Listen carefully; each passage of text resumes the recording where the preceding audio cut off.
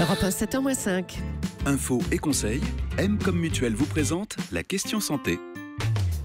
On va aux champignons ce matin, mais attention à ne pas ramasser et surtout à ne pas manger n'importe quoi. Bonjour Dr Kierzek. Bonjour Thomas. L'Institut national de veille sanitaire a déjà recensé plus de 200 cas d'intoxication.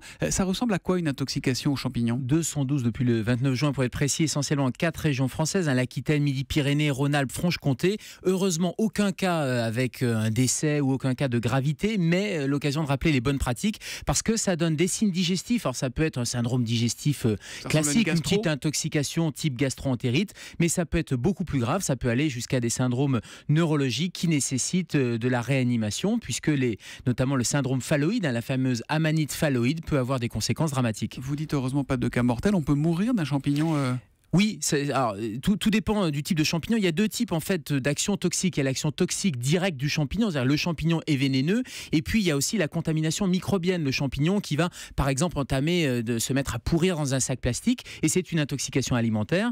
Et en fonction de la durée d'incubation, moins de 6 heures généralement c'est une évolution favorable, c'est juste une gastro-entérite, mais quand vous avez une durée d'incubation de plus de 6 heures entre le moment où vous mangez le champignon et le moment où vous avez les symptômes, là ça peut être extrêmement grave avec une intoxication qui peut vous amener jusqu'à la greffe de foie. Et est-ce que le simple fait de les toucher sans les manger, ces champignons nocifs, peut poser problème ? Oui, et d'ailleurs il faut se laver les mains, ça paraît le réflexe de base quand on ramasse des champignons, quand on touche des champignons, il faut se laver les mains, il faut séparer les espèces également, ne pas les mélanger encore moins dans un sac plastique, parce qu'un champignon toxique vénéneux risque de contaminer un autre, et dans un sac plastique ça risque d'accélérer le phénomène de pourrissement, et donc là entraîner une surcontamination par des bactéries par exemple. Donc importance cruciale de la prévention.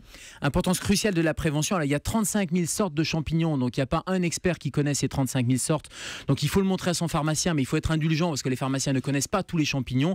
Les messages essentiels, c'est ramasser que ce qu'on connaît, ça paraît la base, faire cuire les champignons, éviter de les donner à des jeunes enfants, et puis il faut ramasser le champignon. Ça, on évite les enfants. On évite les enfants sur les champignons, on les fait cuire correctement, il faut ramasser et il faut faire identifier les champignons quand on ne les connaît pas et ramasser en bon état, ça veut dire le pied et le chapeau, de façon à ce qu'il y ait vraiment une identification possible, et puis on va pouvoir cueillir ces champignons en toute sécurité, mais attention, lavez-vous les mains et au moindre doute, ne prenez pas de risque. Et en cas d'urgence, vous appelez le 15 ou votre centre antipoison. Ces coordonnées se trouvent sur le site centre au pluriel-antipoison au singulier.net.